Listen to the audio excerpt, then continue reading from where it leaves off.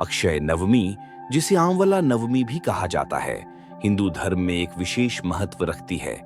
अक्षय नवमी के दिन आंवले के पेड़ की पूजा की जाती है और उसकी छांव में बैठकर भोजन करने का विशेष महत्व होता है। आंवले के पेड़ में भगवान विष्णु का वास होता है।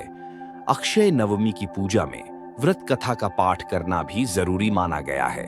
इस दिन भगवान विष्णु की पूजा करने के बाद इस कथा का पाठ करने से आपके धन में अक्षय वृद्धि होती है और आपके परिवार के लोगों को आरोग्य के साथ सुख संपत्ति भी प्राप्त होती है। अक्षय नवमी की व्रत कथा। एक राजा था, उसका प्रण था वह रोज 1.25 मन आंवले दान करके ही खाना खाता था। इससे उसका नाम आंवलया राजा पड़ गया। एक दिन उसके बेटे बहू ने सोचा कि राजा इतने सारे आंवले रोजाना दान करते हैं, इस प्रकार तो एक दिन सारा खजाना खाली हो जाएगा। इसीलिए बेटे ने राजा से कहा कि उसे इस तरह दान करना बंद कर देना चाहिए। बेटे की बात सुनकर राजा को बहुत दुख हुआ और राजा रानी महल छोड़कर बियाबान जंगल में जाकर बैठ गए। राजा रानी आंवला दान नहीं कर पाए और प्रण के कारण कुछ खाया नहीं। जब भूखे प्यासे 7 दिन हो गए तब भगवान ने सोचा कि यदि मैंने इसका प्रण नहीं रखा और इसका सत नहीं रखा तो विश्वास चला जाएगा।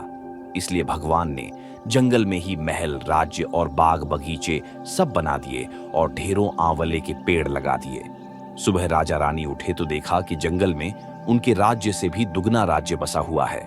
राजा रानी से कहने लगे, रानी देख, कहते हैं सत मत छोड़े, सूरमा सत छोड़या पथ जाए, सत की छोड़ी लक्ष्मी फेर मिलेगी आए। आओ नहा धोकर आंवले दान करें और भोजन करें। राजा रानी ने आंवले दान करके खाना खाया और खुशी खुशी जंगल में रहने लगे।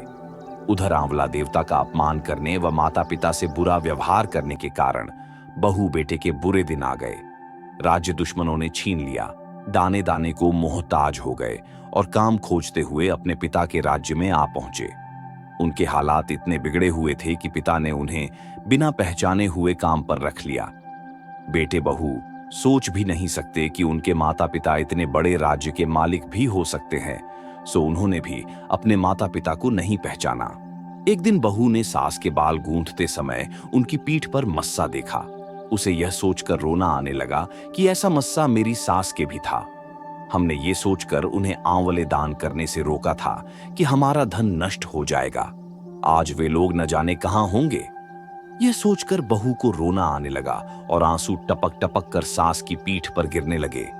रानी ने तुरंत पलटकर देखा और पूछा कि तू क्यों रो रही है? उसने बताया, आपकी पीठ जैसा मस्सा मेरी सास की पीठ पर भी था। हमने उन्हें आंवले दान करने से मना कर दिया था, इसलिए वे घर छोड़कर कहीं चले गए। तब रानी ने उन्हें पहचान लिया, सारा हाल पूछा और अपना हाल बताया।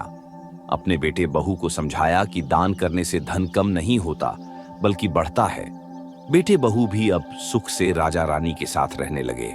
हे भगवान, जैसा राजा रानी का सत रखा वैसा सबका सत रखना, कहते सुनते सारे परिवार का सुख रखना। ऐसी रोचक जानकारी के लिए हमारे चैनल को लाइक, शेयर और सब्सक्राइब करें।